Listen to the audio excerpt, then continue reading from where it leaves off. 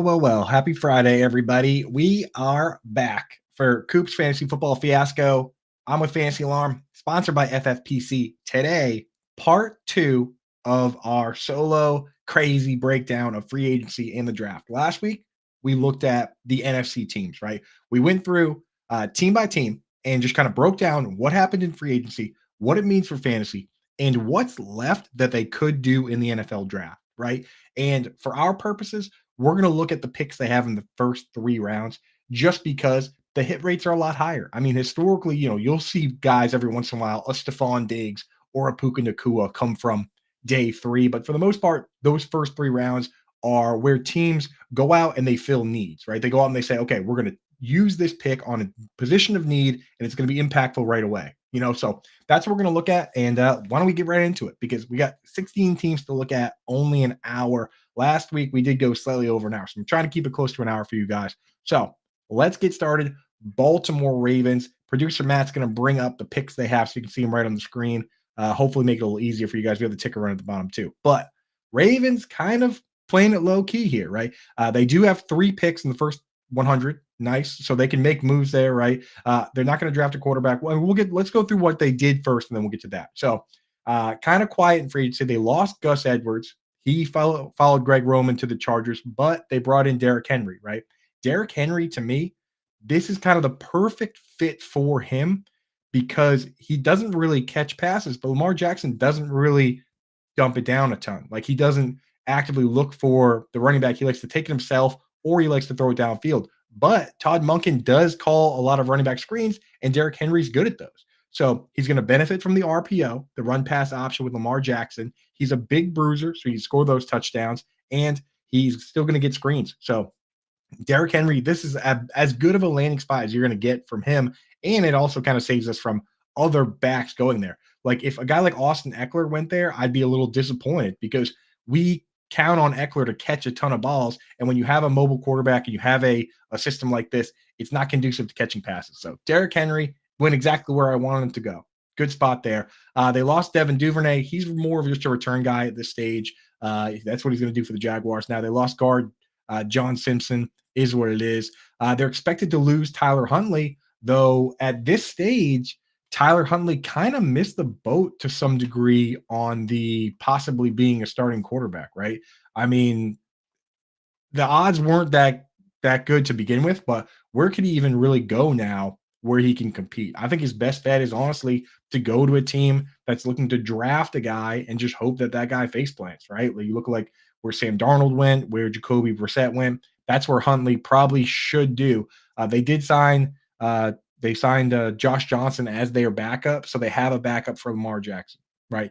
So this team, the one thing that they didn't really do that I thought they might do is kind of go for a wide receiver too. So good news for Rashad Bateman that they didn't, right? So they're going to bring back, they're bringing back Nelson Aguilar.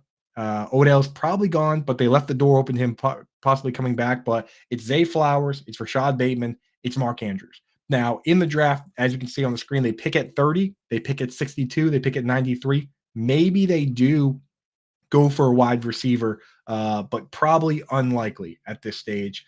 And, running back is still on the table as well. Maybe they go for running back, but they probably won't go for tight end. But I did see they met with Jatavian Sanders. If they draft Jatavian Sanders, I'm going to lose my mind because they already have in my mind, three good tight ends that should be working out somewhere, right? They've got Mark Andrews, who's a stud. They have Isaiah Likely, who proved while Andrews was out that he was good. And I also like Charlie Kohler. So if they sign Jatavian Sanders, I'm going to lose it, man. So that's my one wish for this team. Do not bury another tight end for us in Dynasty. So that's the Baltimore Ravens. Next team here, Buffalo Bills, another team that just is kind of trying to hold it together. They lost Jordan Poyer. He went to the Dolphins. They lost Gabe Davis. They lost Trent Sherfield. To me, as somebody who hasn't been a huge Gabe Davis believer, or that Gabe Davis can be great for fantasy, I think for NFL purposes, having a guy that can score touchdowns and take the top off the defense, right, is a valuable commodity, right? He's going to do that for the Jaguars, but I really don't think his play style is conducive to a lot of targets. And I personally wouldn't have paid him 3 years, 39 million. So Gabe Davis being gone, no big deal. They replaced him as a field stretcher with Mac Hollins, 1 year, 2.6 million. And then they brought in Curtis Samuel for 3 years, 24 million. That signing is really interesting to me because I figured they were just going to go and spend up on one outside wide receiver to line up opposite Stephon Diggs because they have Dalton Kincaid and they have Dawson Knox. They can mix and match inside. They don't really need a additional slot wide receiver, but that's exactly what Curtis Samuel is. In my opinion, as a Dalton Kincaid fan, I'm worried that Curtis Samuel is going to hurt his slot snaps, is going to hurt his alignment and push him in line, or even have him rotating with Dawson Knox, which is not what we needed. I mean, so I really did not like that for fantasy football purposes. Also, I mean, it gives Curtis Samuel a good opportunity if he can carve out and be the second target on the team behind Stephon Diggs. But that's the battle now. To be the second target, it's Curtis Samuel versus Dalton Kincaid. And with the picks they have 2 picks in the top 100. So picks 28 and 60, and then they don't pick again until like the 4th or 5th round. They could draft a wide receiver there. I don't foresee them doing it. I think they probably just stick with what they have. But their running back, James Cook, big winner so far, honestly, because they could have brought in a bruiser to supplement him. There were plenty of those guys out there, right? Like he's a good pass catching back. I was a little worried they could bring in, at the high end, Derrick Henry, but he got paid more money. But they could have brought in an AJ Dillon. They could have brought in a Donta Foreman. They didn't do that, right? So I think that maybe they could still draft a running back, but you have to look at James Cook as a winner so far, just considering all the potential bruiser back options there were. Gus Edwards, there were a lot, right? And they didn't go for any of them. So that's got to be pretty good for them there. So yeah, I'm hoping the Bills just stick with what they have because, I personally, I'm rooting for Dalton Kincaid. I'll admit it. But with the Curtis Samuel addition, that is a little bit of a knock to him. And if they draft a wide receiver at 28, that would be another big red flag there. So that's what we got to look for the draft. For Cincinnati Bengals, they did a lot here, right? They tagged T. Higgins, but T. Higgins is not happy playing on the tag. He looked at what happened with Michael Pittman, where the Colts tagged Michael Pittman and then they gave him a big contract, basically said they want to keep him around. T. Higgins is looking at that and saying, why not me? And now he's even doing interviews saying, here's a list of guys I want to play for, right? I want to play with Lamar Jackson. I want to play with, Jalen Hurts. He's naming off guys that he wants to go and play with. That's not a good sign for the Bengals. I mean, you're going to make this guy stay and play for 1 year when he doesn't want to be there and he's worried about getting hurt and worried about his future. I don't know. Hopefully they figure out a long-term deal to keep him because, I have no problem with Higgins and Chase. It obviously hurts whatever the third wide receiver and the tight end is, but who cares? But yeah, he's on. I mean, it's realistically possible that he could get moved, right? They're expected to lose Tyler Boyd. Tyler Boyd's one I'm keeping an eye on. Tyler Boyd, there's very few people that believe that he can bounce back. But here's how I look at it. Tyler Boyd, when he was the wide receiver 2, and he was playing a full snap share, basically in 2 wide receiver sets playing flanker, and then he would move into slot for 3 wide receiver sets. Tyler Boyd did this when he played with AJ Green. He did it when he played with T. Higgins. And in those 2 seasons, he had back-to-back 1,000-yard seasons, right, when he was a full-time player. Then they brought in Jamar Chase, and now you sit there and your offensive coordinator, your coach, you say, what 2 wide receivers should be on the field for 2 wide receiver sets? It's going to be T. Higgins. It's going to be Jamar Chase. That makes Tyler Boyd a part-time player. Even when this team uses a lot of 3 wide receiver sets, you're going to use Drew Sample. You're going to use some of these blocking tight ends at times. You're going to have 2 running back sets. He's the guy that comes out of the game. If another team now wants to go to Tyler Boyd and say, hey, you know what? I know you were just a slot guy last couple of years. You can come play for us and be a full-time player. He could have new upside. He's only 29 years old. I mean, he's younger than Tyreek Hill, who is going off the board as the wide receiver 1. He's younger than Amari Cooper. He's younger than Adam Thielen and DeAndre Hopkins, all these guys that had 1,000-yard seasons. Tyler Boyd could have a bounce back here and could have a 1,000-yard season if he lands in the right spot. I mean, if the Arizona Cardinals sign him and say, hey, you know what? Come on in. He could be their best wide receiver on their team, right? You would have Michael Wilson as a split end, and then Tyler Boyd would be an every down player as a slot flanker for that team. And then Trey McBride would obviously be the tight end. So I think McBride is locked in somewhere there, but Michael Wilson versus Tyler Boyd, I think Tyler Boyd could be in line for a lot of targets. So very interested to see what happens with Tyler Boyd. This team also, I didn't believe it was going to happen. I thought they were going to keep Joe Mixon. They traded Joe Mixon. They said they were going to cut him. The Texans swooped in and said, "Hey, we'll take him." Texans took him, even gave him an extension. They brought in Zach Moss to compete with Chase Brown. I actually am going to rank Mixon ahead of Zach Moss this year simply because Zach Moss completing with Chase Brown scares me a little bit, and I like the Texans setup for Mixon. We'll get to the Texans shortly. I'll talk about that there.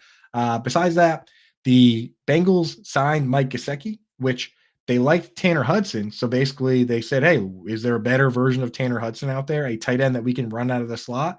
And they went out and grabbed Gesicki. If they do trade T. Higgins, now we're looking at Gesicki as a guy that we can draft in redraft and possibly have some upside there. With if they're going to have Chase and Higgins, then he's in the same spot as a lot of these guys like Dallas Goedert, where he needs someone to get hurt to have high end upside. So that's kind of it with this team. They could draft a wide receiver. We've seen this narrative pan out a million times where a team knows the wide receiver is leaving next year, so they draft another one, right? Or they know they're aging out or whatever. They draft another one and have him learn as the third guy, and then he takes over that role. That's what the Seahawks are doing. They had DK Metcalf. They knew Tyler Lockett was getting up there, 31 years old. They drafted Jackson Smith and Jigba. As Lockett goes into the sunset, next guy comes up. They could easily do that. So if you look at this and say, "Oh, they're not going to draft a wide receiver because they have two," that's not how it works in the NFL. A lot of times they could go out and draft a high-end wide receiver, especially a field stretching type guy or another split end. They could also draft a tight end. If Brock Bowers is there at 18, I know people would be pretty fired up about that. For redraft, I wouldn't love it if Higgins is there, but for the future, when Higgins is gone, it's going to end up being great. But we want our guy to be a top 2 target on the team. So that's why I don't love that short-term landing spot. Next team, Cleveland Browns. The big move they made this offseason, trading for Jerry Jeudy, and they immediately extended him too. People are a little confused by the move there, but they've done their homework on the player. Whatever meetings and conversations they had over the first week or whatever, Jeudy must have crushed because they extended him, and that to me says that they are not confident in Elijah Moore and what he can do out of the slot. I mean, it's just the overlapping skill sets for those two players means that Elijah Moore is in trouble. Cedric Tillman is still going to be the kind of third fiddle field stretching guy. But again, you really, on most teams, it's in virtually all cases, a team has 2 at most fantasy relevant pass catchers when you put all the tight ends and wide receivers into a bundle. Every once in a while, you have a quarterback go out and throw 55 touchdowns like Peyton Manning, and now all of a sudden you have all sorts of great options. But for the most part, it's 2 guys at most. So when you sit there, Amari Cooper is going to be one, right? After that, it's now Jerry Jeudy versus David Njoku to lead that, to be the second target getter on that team for fantasy relevance. And you have to kind of pick, right? Njoku, he got a lot of screens last year, but that was an Alex Van Pelt's scheme. Alex Van Pelt now obviously left to be the offensive coordinator for the New England Patriots. So who knows how that's going to shake out. Also, Deshaun Watson didn't target the tight end as much as the backups did. Guys like Flacco, guys like PJ Walker, they were throwing the ball. Dorian Thompson-Robinson, they were throwing the ball to Njoku at a greater clip than Watson. So I'm actually probably going to be fading David Njoku a little bit here. If you truly think that Jerry Jeudy is bad, then lean into that and draft Njoku, right? If you truly think Judy's going to face plant, then you can get value there. But for me, I think Njoku is just going to go too high based on how he finished last year, when the reality is that he's probably the third target on the team now. For other minor moves, they lost backup tight end Harrison Bryant. He went to the Raiders, so he's comfortable being the guy that skews blocking. Michael Mayer's probably going to be the guy there. Donta Foreman signed with the Browns. So while Nick Chubb's coming back from the knee injury, they have a big bruiser to do the short yardage work. I think it's a good signing for them. Jameis Winston was signed as the backup, and I think that's, if they couldn't get Flacco back, then that's a solid pick there. And there's going to be with the probably for the rest of the career for Deshaun Watson, there will be a contingency of fans that just are going to root for the backup to get the job, and they're going to root for him to fail just because of the off-field situation with him. But on-field wise, as much as I hate to say it, fantasy points don't care about that, right? Like there have been some villains in the NFL and some guys that we might not have loved off the field that have put up huge numbers on the field. Le'Veon Bell said a lot of things that were controversial, whatever. LaShawn McCoy, those guys put up fantasy points, right? Like it is what it is, right? So like Deshaun Watson historically is a top 6 or so guy in fantasy points per game among all quarterbacks ever. He just got an addition of Jerry Jeudy. They didn't lose a lot of the weapons they have, so he's a buy in Dynasty, as much as I hate to say it. So there you go. Fantasy points, it is what it is. They probably, with picks 54 and 85, they're probably not going to be able to do too much difference making wise, but they don't really need to, right? If anything, they might draft a running back, but they're not going to go for a quarterback. They just traded for wide receiver to fix that problem. They have David Njoku, so they're not going to go out, probably not going to go out and draft a tight end. Maybe they will, but it's not like that guy's going to come in and be fantasy relevant right away. So running back's probably the only thing you could see with one of those first 2 picks there that's going to move the needle. So we'll keep an eye on that. Next team, Denver Broncos, on the other side of this Jerry Jeudy trade and doing a lot of crazy stuff. And I'll tell you what, if you're a Broncos fan, you got to pick a side right now, right? The worst thing one of these teams can be is down the middle, where you bring in a big name guy like Sean Payton that wants to do things his way and limit his ability to do things his way, right? That's the worst thing that you can do, because now you've bought into the idea, but you're not going to give him the tools that he needs, right? It's like the Bill Parcells when he said, if you're going to have me cook the dinner, then you at least let me buy the groceries, right? That's with Sean Payton right now. They're letting him buy the groceries. For better or worse, you either have to be on board with them giving him that reign and letting him do his thing, or you are part of the contingency that says Sean Payton was nothing without Drew Brees, and we just need him out of here as soon as possible.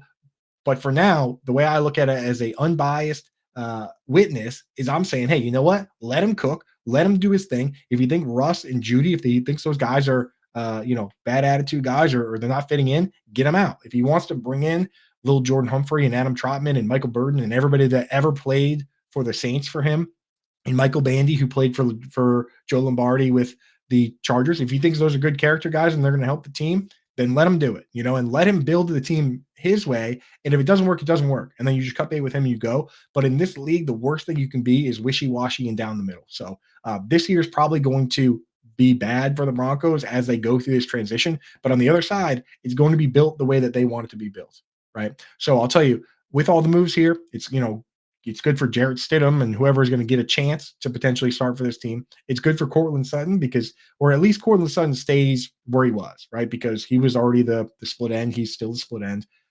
It's great for Marvin Mims because there were quotes from Sean Payton back in October where he essentially said, somebody asked, why doesn't Marvin Mims play more? And he essentially said that it's difficult to get them both on the field at the same time due to overlapping skill sets. And when you have the big split end and you use blocking tight ends and you use fullback Michael Burton, right?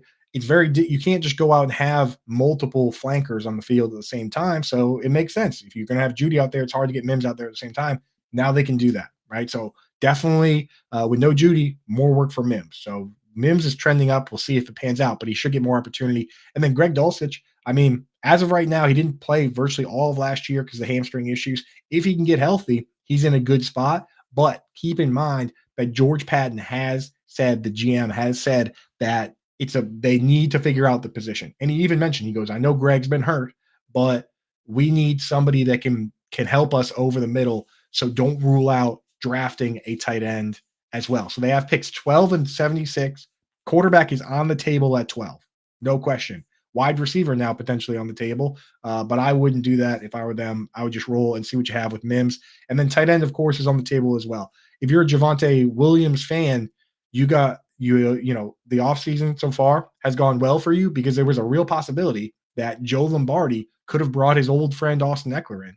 Austin Eckler signed with a team that has an early down back in Brian Robinson. He could have brought in Antonio Gibson, who signed with the Patriots. They didn't. This team last year led all teams in passes to the running back combined between Samaje P. Ryan and Javonte Williams combined, number one, right? And they were Joe Lombardi was number one at times with the Chargers. He was number one with the Saints when he had Alvin Kamara, and he was number one with the Lions when they had like Joik Bell and Reggie Bush and Theo Riddick, 156 targets to the running back then. They had 154 last year with the Broncos. So whoever's in that running back room, just know catching a lot of passes is on the table.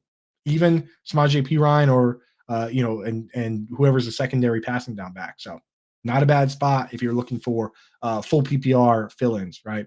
So that's what I think with the Broncos. 12-76. They probably should draft a quarterback, no doubt about it. But tight end is another spot they might go, and maybe they do go out and go for a new, pass catching back. We'll have to see. Next team up, Houston Texans, right? This team did the smart thing this offseason. They focused on defense. When you hit on all these guys on the CJ Strouds and the Tank Dells and Nico Collins, kind of, after 2 down years of being hurt, comes out and has a great year. When all that comes together, then you lean on that by focusing on the defense and say, hey, you know what? We hit on a bunch of offense. Let's try and hit on some defense here. They did trade for Joe Mixon. They let Devin Singletary walk. And I love this spot for Mixon. Here's why. With San Francisco, right? They use heavy sets. They focus on having an elite left tackle and using a fullback, right? A left tackle, they have Trent Williams, and then at fullback, they have Kyle Juszczyk. That's the setup of that offense. And Mike McDaniel went to the Dolphins. And the first thing he did with that same scheme is go out and get Teron Armstead, the highest paid available free agent lineman that year, and then sign Alec Ingold at fullback and do the same thing. And look, the running backs ran crazy last year, ran all over everybody, big touchdowns, hanging a billion points on the Broncos. So what happens next? The Texans say, we want to do that too. And they bring in Bobby Slowick and D'Amico Ryans. Bobby Slowick, is the offensive side, D'Amico Ryans defensive side, but they're both from the 49ers. And what do? Well, they already have Laramie Tunsil, who actually was voted ahead of Teron Armstead for the Pro Bowl. And then they go out and sign Andrew Beck at fullback instead of the same thing. Very conducive to rushing upside. Joe Mixon comes in, and he's a good scheme fit for that. And they're going to use the fullback. They're going to use all that stuff. They have a good quarterback. I don't see why Joe Mixon wouldn't once again, as long as he's healthy, be good for fantasy football. And for 3 straight years, he's been top 10 in PPR, right? He's changed the narrative on a guy that used to be injury prone. Now he's not. And this is a great spot for him, probably even better than the Bengals, to be honest. So, I mean, Joe Mixon, kind of a winner here, in my opinion. Assuming people talk about how he's inefficient, this or that. I mean, at the end of the day, the guy does get the job done. So we'll have to see with that. But yeah, I don't mind that one bit. They brought back Noah Brown to be the 3rd wide receiver. Keep in mind, folks, that when you use a fullback, someone comes out of the game and it's almost always the 3rd wide receiver. That's why with the 49ers, Juwan Jennings doesn't matter. With the Dolphins, Braxton Berrios doesn't matter. With this team, when Nico Collins and Tank Dell are healthy, the 3rd wide receiver is not going to play that much, which is kind of interesting that they were looking at Keenan Allen supposedly to potentially bring him in because it would have probably made Tank Dell a part-time guy. It's just that for the short term at least, right? So interesting. And I agree, Dustin. I think that the Texans are going to win that division, if you ask me. They would be my pick. So go Texans. Yeah. They could draft a running back, with you look at, Joe Mixon getting up in there in age and what the mix they have. They have picks 42, 59, and 86, as you can see on the screen right here. So they could draft a running back, but maybe not. They probably going to continue to focus on defense. They're probably not going to draft a wide receiver. Maybe they go out and get the best fullback out there and upgrade over Andrew Beck.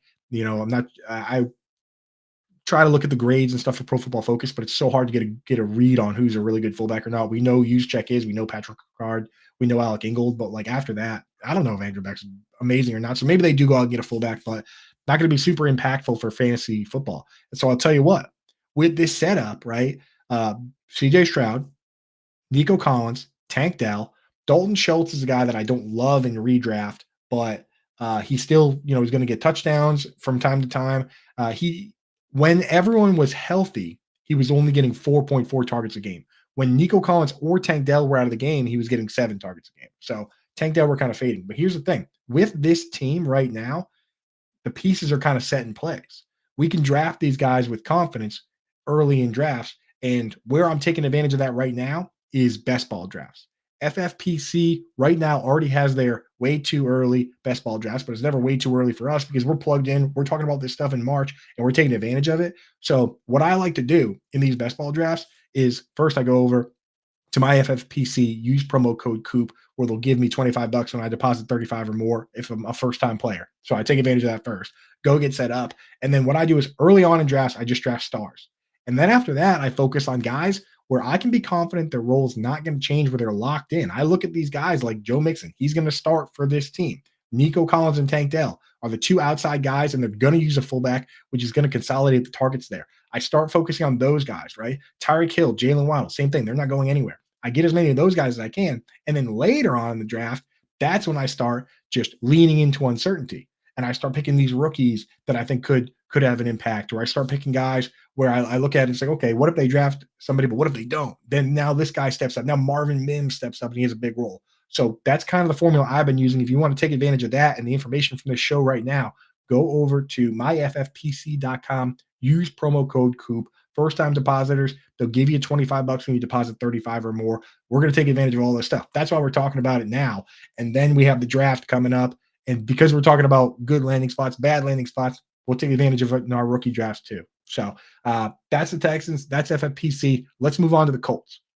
The Colts here, I think the questions that they kept Michael Pittman, biggest and best move. I love Michael Pittman. I think he's a star and incredibly valuable that he can play split end and tether his foot to the line of scrimmage. That makes things so much easier for everyone else. You have to have 7 guys tethered to the line. The fact that he can fist fight the jam and tether his foot means that you can have smaller wide receivers on the field at the other spots. Guys like Josh Downs can take a step back off the line, go in motion. They don't get jammed up, right? Smaller players. Alec Pierce is a bigger player on the outside. That's the question mark for me. And that's the question for this year. Alec Pierce ran the most routes of any wide receiver in the league last year, and he finished as wide receiver 71 in fantasy football.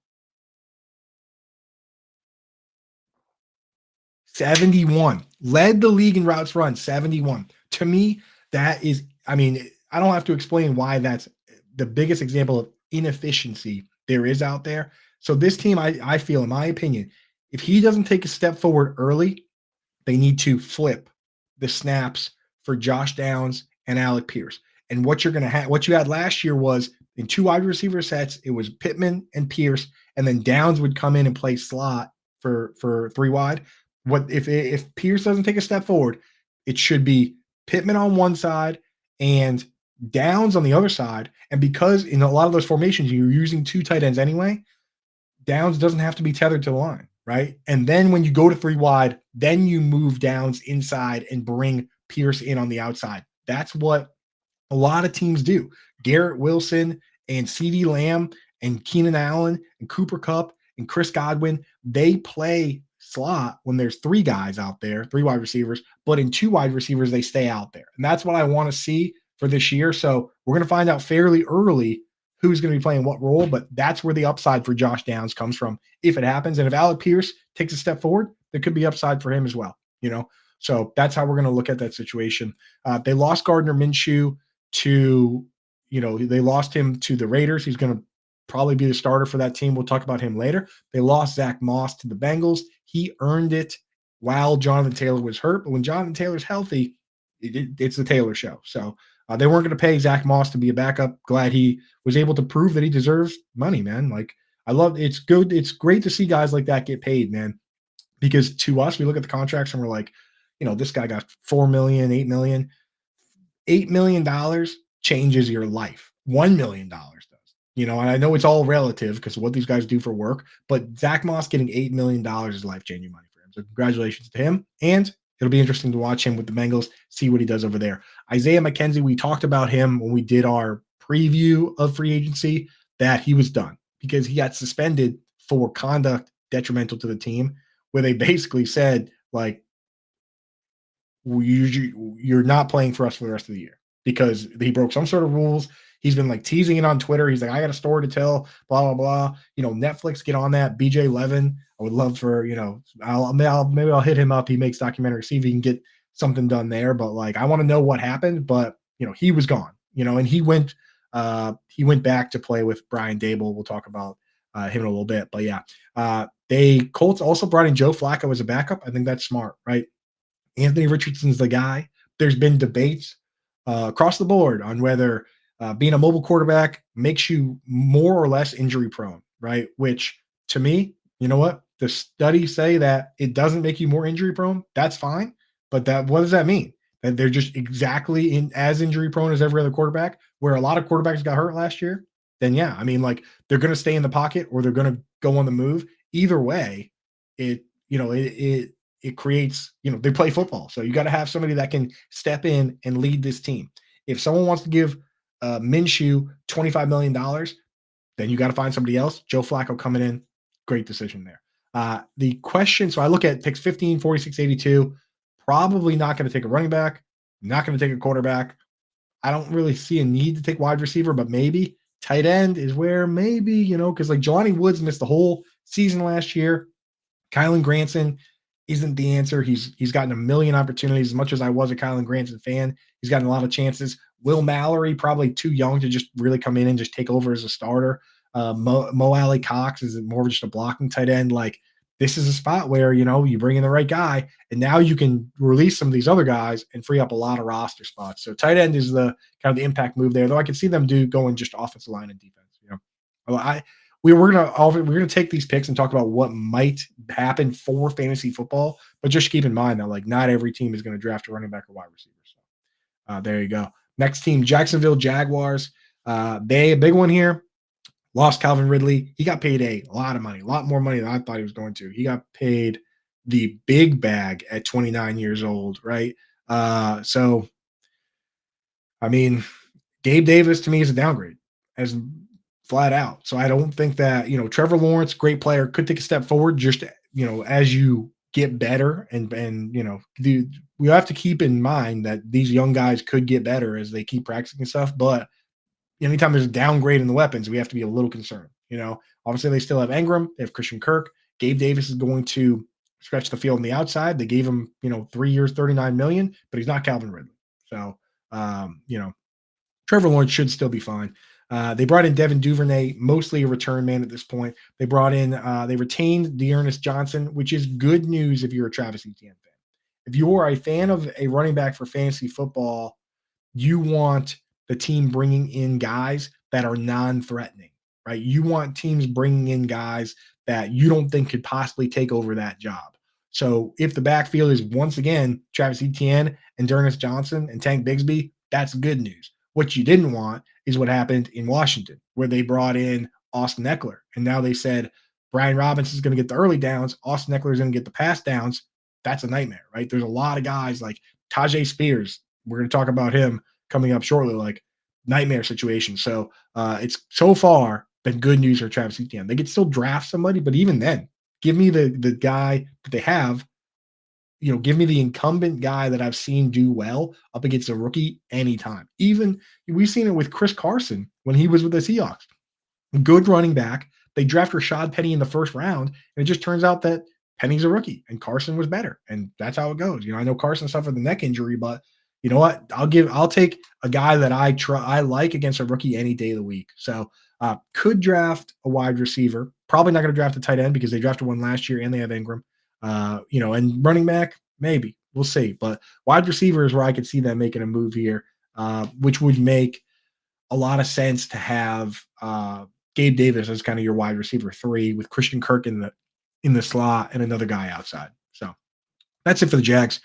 Kansas City Chiefs, the champs, man. And this is what happens when you're the champion, right? This is what happens when you're one of the top dogs and you're once again the favorite to win and you have a great quarterback, is that players will take discounts. They will take discounts for whatever reason of their own. And there are many different reasons, right? Number one, we always look at it and say, okay, some guys want to win a ring, right? And so you go to one of the favorites. You go play with Patrick Mahomes and try and get yourself a ring, right? Other guys look at it and they say, oh, if I just go and take a 1-year cheap deal and play with Patrick Mahomes, then I'll get a bunch of passes. And then after that, I'll take those stats and I'll go get paid big money. And that's exactly what Juju Smith-Schuster did. And he wasn't even that good. He had like 900 yards with the Chiefs, and he turned around and got paid a big bag, like $33 million. You know, that's a lot of money, right? So Marquise Brown is doing that exact same thing. He could have gotten more money. I guarantee he could have gotten more money than 1 year, $7 million. But Juju took 1 year, $4 million, and then he turned around and got 30 million. So Marquise Brown is saying, okay, I'm going to go to the Chiefs. I'm going to play a 1 year prove it deal. I'm going to focus on being healthy. I'm going to focus on being the best that I can be. I'm going to hopefully win a ring. And then next year, when I'm 28 years old, I'm going to get a huge bag of money. Calvin Ridley at 29 just got a massive bag of money. So Marquise Brown, I love the decision by him, assuming he can stay healthy and produce. And as we saw with Juju, it doesn't even have to be amazing for him to get paid the following year. So I think that's a very smart move by him. After that, they didn't really do much. They lost Nick Allegretti, who is a lineman that stepped in. He was like their swing lineman, stepped in and played the last two playoff games, including the Super Bowl, did really well. He's gone, but he wasn't even like a starter. Jody Fortson, another guy, not a starter, going to the Miami Dolphins. So not that big a deal there. And this team, you know, when you are the champions, you can make luxury picks. So I wouldn't rule out them drafting anything besides quarterback. Obviously, with the top, you know, these picks on the screen here, where they have 32, 64, 95. You're not going to draft a quarterback with those picks when you have Patrick Mahomes, but they could draft a wide receiver. They could draft a running back, pass down type back to complement Isaiah Pacheco, and they could draft a tight end. I mean, you know, Travis Kelce, maybe he is kind of telling them what his plans are. His brother Jason just retired.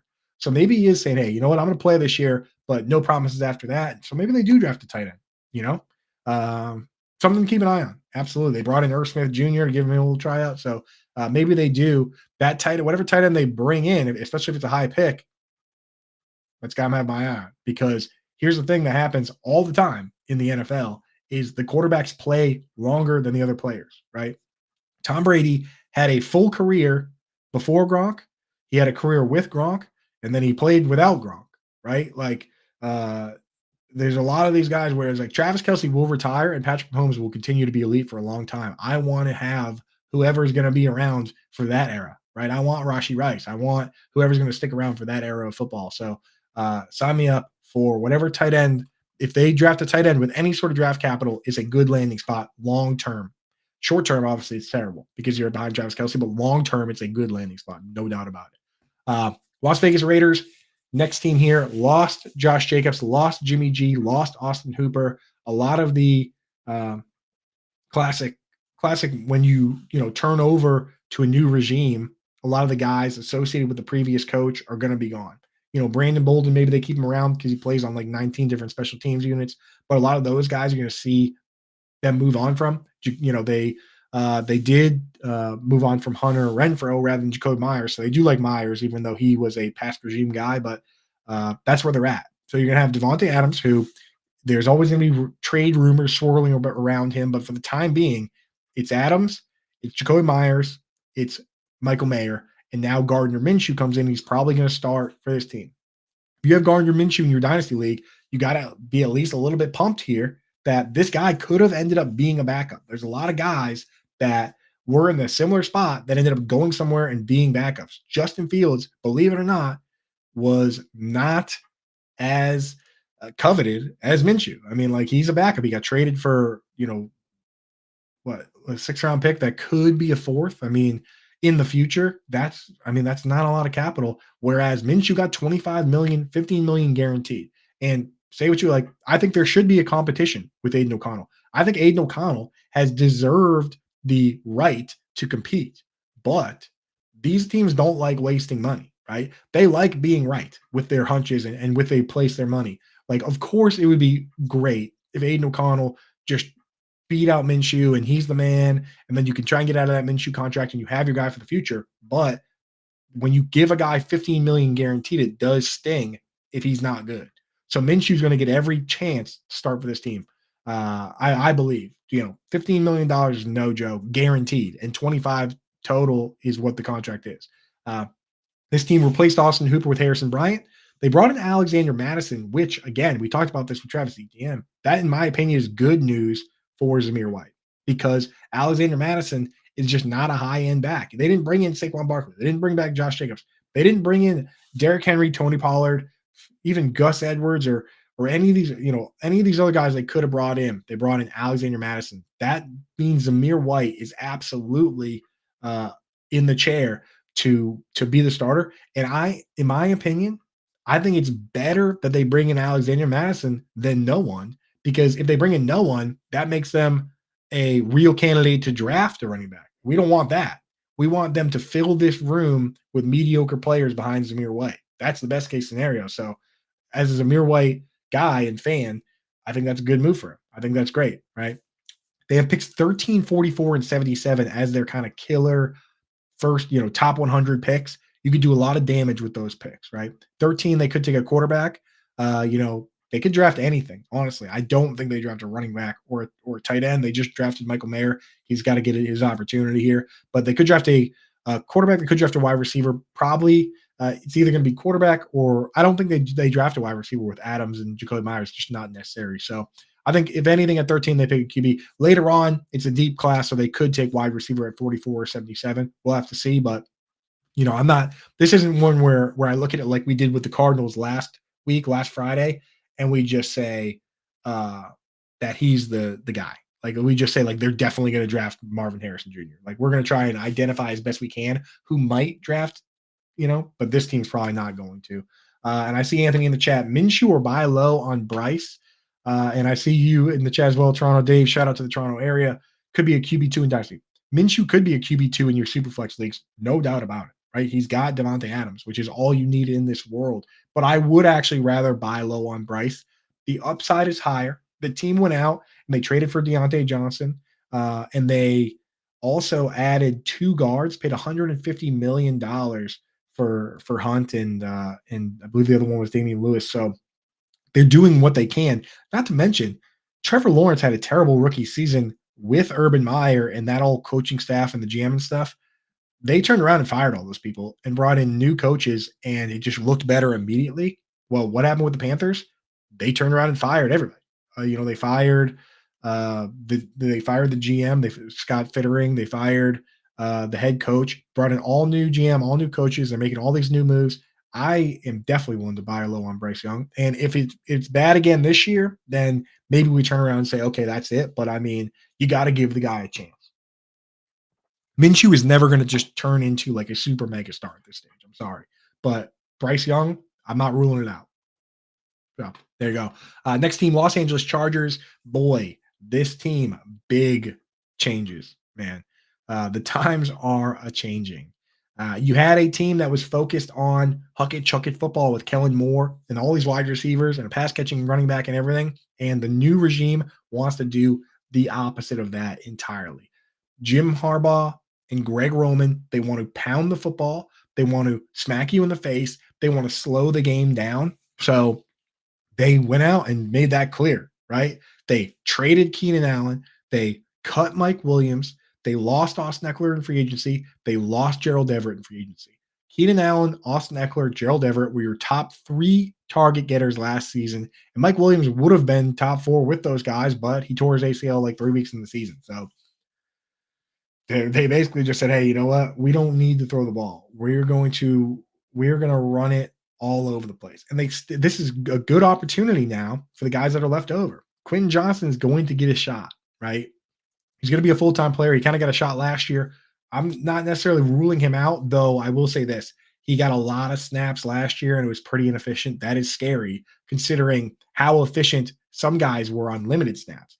Like, look how good Josh Downs and Jaden Reed were on limited snaps versus this guy getting the full snaps. And Jordan Addison was good on limited snaps, and then he got the full snaps, and he was even better. This guy didn't earn the snaps and then didn't do much once he got them. So maybe he still needs to develop, but he's definitely in the danger zone. Josh Palmer, shout out to the Toronto area. Second shout out to the Toronto area on the show right here. Josh Palmer, Toronto guy, Toronto Dave and the gang. He has already shown that he can produce when asked. So he's definitely, to me, the guy that's a safer pick right now. And then they have this like hodgepodge of tight ends. They brought in Will Disley. They brought in Hayden Hurst. They have Colby Parkinson. They have our guy, Stone Cold Smart, the Stone Cold Stunner. So we'll have to see how that shakes out, but they could also draft a tight end. So before we talk about the draft picks, they also signed Gus Edwards. So Gus Edwards is going to come in and be the guy. He's going to be the starting back. He played for Greg Roman with the Ravens. He's now playing for him again. If you liked Gus Edwards under Greg Roman with the Ravens, boy, you're going to love Gus Edwards under Greg Roman with the Chargers. What up, Gator J in the chat? Thanks for popping in. Yeah, shout out the Greater Toronto area, of course. Get your Leafs out. Get the Maple Leafs out, baby. Let's go. But yeah, in this draft, man, this is going to be a fun one, an interesting one. I can guarantee you that they're going to draft a player from Michigan at some point. They're going to. It might even, thing is, when the draft smooths out in the later rounds and you can kind of pick whoever you want, that's when he's at the very least going to bring in some character guys that, special teams guys. So you're definitely going to see that from Harbaugh. But this team, they could do anything, man. They're not going to draft a quarterback. They have that. The big question is at 5, right? They are probably going to draft a lineman. So let's just get that out of the way. But the fun thing would be for them to draft a wide receiver, right? Malik Neighbors or Marvin Harrison Jr. or Rome Odunze. That would be fun for most people. My quiet fantasy wishing, and I've made this clear on Twitter, would be Brock Bowers. I think it's, from an NFL standpoint, maybe not the smartest thing, but for fantasy football, my goodness, it is the perfect storm and best possible situation for Brock Bowers. If they take him there and shock the world, think about this. You've got Justin Herbert at quarterback. They just let go their 4 best pass catchers. Greg Roman designed the offense where Mark Andrews had a top 5 season all time in fantasy football, and he steps right into that role. And he would have the draft capital of a guy that went 5th overall. I would move him up in my dynasty rankings. I probably couldn't move him ahead of, in Superflex, he doesn't go ahead of the quarterbacks, and he doesn't go ahead of Marvin Harrison Jr., and he probably doesn't go ahead of Malik Neighbors. But, I mean, I'm probably putting him ahead of Rome Odunze, definitely 10 in premium. So, would be cool. It's not going to happen, though, but would be cool. Just saying. This team could also draft a running back. So, 537, 69. Keep an eye out for that. Wide receiver, tight end, running back could happen with this squad. Next team, Miami Dolphins. They signed Jonnu Smith, and I think this was a very smart signing. And this is why. This team lost Christian Wilkins. He went to the Raiders. Correct me if I'm wrong, chat. Went to the Raiders. That guy's going to give you a 3rd round comp pick back, right? So when you have guys leave and you're getting these comp picks back, if you sign incoming free agents, you cancel those out. So immediately, the Dolphins will be very careful on who they're going to sign because they don't want to cancel that out. Guys that get released or traded, they don't count against that formula. So the Falcons technically released Jonnu Smith. He doesn't count against that formula. You can bring him in and sign him, and you don't risk losing those picks. Jordan Poyer, also released by the Bills. They signed him as well. They know what they're doing. So if you're a Dolphins fan and you're like, oh, we're losing all these guys and we're not signing a lot of high-end names, just know that Will Greer and the gang, they have my approval. And I'm just a guy that writes an article on every team and does these videos. But from my standpoint, they did a good job of balancing getting those comp picks back and signing guys that can make an impact without messing up that formula. So I don't mind the Dolphins offseason, and I'm a Patriots fan, so I'm rooting against them. But I just respect when GMs, navigate things the right way and do things the right way. So shout out to them. They brought back Braxton Berrios. We talked about earlier why that doesn't matter much. It's because they use the fullback, right? Jalen Waddle, Tyreek Hill, fullback, 2 running backs, tight end, Jonnu Smith, and Durham Smythe. You don't need a every down player. A lot of people sit back and say, we need to draft a wide receiver 3. What are you going to do with the wide receiver 3? Who's going to come out of the game to use a fullback if you draft a wide receiver? You're just going to sign yourself up for a guy that is a part-time player until Tyreek Hill leaves. You put a guy in a Jackson Smith and Jigba or Chris Godwin situation where they got to wait 2-3 years. It's not a good landing spot. So get that out of your head. This team, they are not going to draft a running back. They already hit that. They're not going to draft a quarterback. They're probably not going to draft a wide receiver. They only got 2 picks in the first 2 rounds. Tight end could be on the table. High-end tight end, that's what this team is missing from the formula. We talk about how the 49ers and how the Texans run a very similar offense. They have George Kittle. They have Dalton Schultz. You have Durham Smythe and Jonnu Smith. So maybe they do draft a high-end 2-way tight end. That's a good landing spot for what they want to do for fantasy football, they'd be behind Tyreek Hill and Jalen Waddle. So short term, not incredible landing spot. Next team, New England Patriots. They traded away Mac Jones. They kept Mike Onwenu. They kept Hunter Henry, and I like that for them. And here's why I'm buying Hunter Henry right now. One, this team is devoid of other pass catchers. I like Pop Douglas and Kendrick Bourne as much as the next man, but how much does the next man like those players? They are fun players. They seem like good guys, but it's not like this team has Garrett Wilson. You know what I mean? So Hunter Henry has that opportunity. Two, they're going to be drafting a quarterback. Please draft a quarterback. But at least, Jacoby Brissett might even be better than Mac Jones just outright. So if they don't, that's fine too. And three, Alex Van Pelt just came over from the Browns, where the tight end did very well, right? And the tight end, David Njoku, there was only two tight ends that got 20 or more screen passes, Njoku and Evan Ingram. Hunter Henry, if he gets more manufactured touches to go along with his red zone ability, shout out TD, the Hunter knows how to get into the hen house. He's good in man-to-man. He's good with contested catches. You give that guy a few more extra sprinkles of screens or just like drawn-up plays, now he's getting closer to 80, 90, 100 targets that we need for fantasy upside. Hunter Henry's a buy for me. Gesicki's gone. No more rotation there. Farrell Brown's gone. No more rotation there.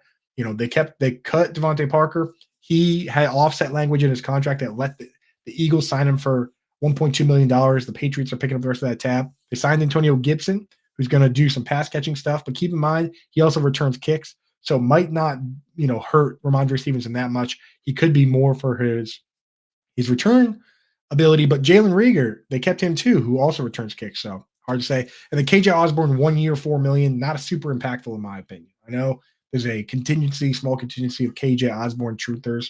1 year, $4 million doesn't move the needle for me. So I think at 3, I really want them to take a quarterback. I'll respect whatever they want to do. They brought in Ben McAdoo, who's like the QB whisperer that he apparently, he wanted Patrick Mahomes. He wanted Lamar Jackson. He wanted Josh Allen. He invented all these guys. So I trust whether they drafted QB or not, I trust the decision. I want them to take one. Wide receiver could be on the table. Tackle could be on the table. You don't need to draft a wide receiver to go with your rookie quarterback because we've seen it a million times. Josh Allen was throwing to Robert Foster, and Tua was throwing to Preston Williams, and rookie Jared Goff was throwing to Kenny Britt. That was his top wide receiver, Kenny Britt, right? And these guys, they turn out fine. You know what I mean? Like, it's people say, oh, if you don't get a wide receiver, he's gonna suffer. It's like coaches coach quarterbacks. Get good coaches. Get Alex Van Pelt and McAdoo and these guys to coach the quarterback. Drafting a rookie wide receiver, that wide receiver is going to coach this quarterback. People think more about box scores than they do about development.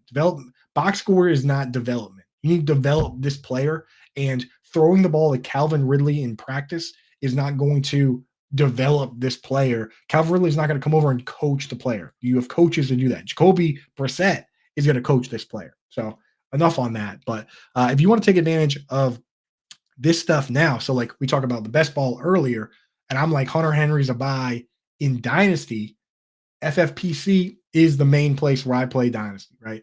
Go to my FFPC, use promo code Coop. They'll give you $25 when you deposit $35 or more. And there's 2 ways you can play. You can do a startup draft, where that's the easiest way to take advantage of a guy like Hunter Henry that's going really late, because everyone's in there and you can get him if you just reach for him a little bit. The startup draft is you start with nothing and go through and draft all the way. You draft the rookies, draft everything else, right?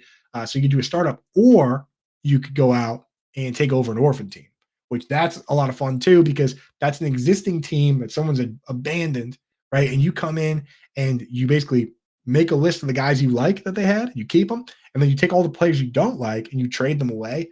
So much fun. It's hard to do trades when you drafted all the players. Those are all your babies. When you take over one of these teams, it makes trading really easy and really fun.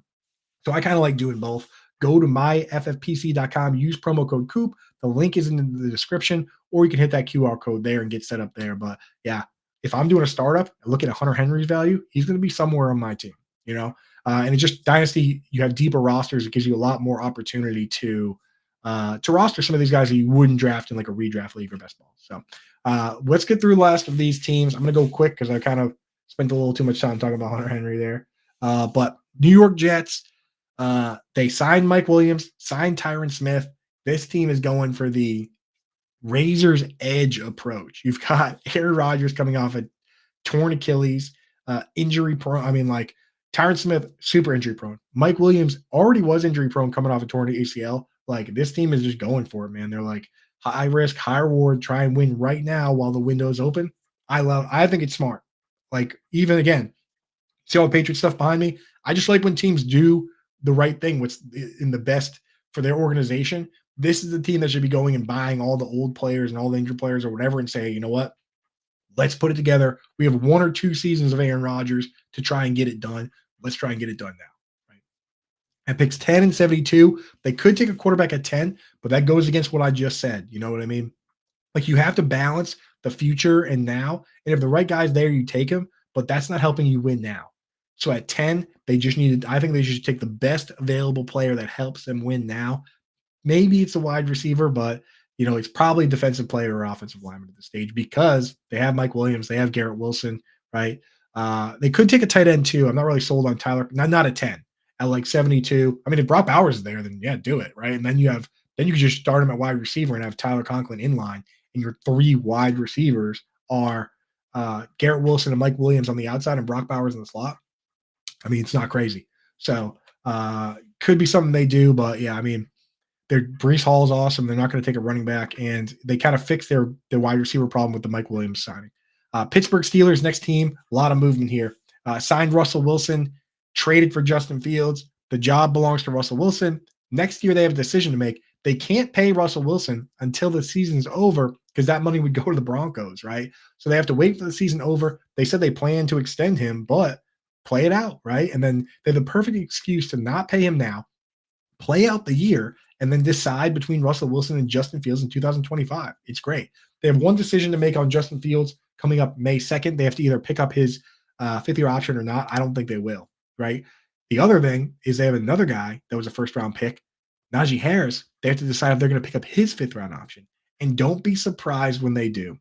Don't be surprised when they keep this guy because they like him and they like Jalen Warren. And I know people are, the Jalen Warren truthers are going to be sad about that, but teams like having multiple good players. I mean, believe it or not.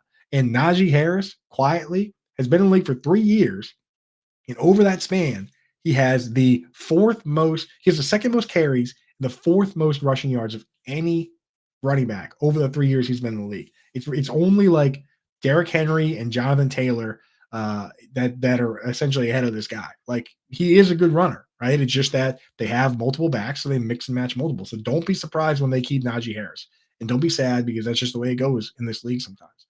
They traded away Deontay Johnson. That's good news for George Pickens, and it's great news for Pat Freiermuth because Freiermuth was a guy we were going to have to fade once again, but now he has a chance to be a top 2 target on the team, right? Calvin Austin, people have been a truther on this guy for a while.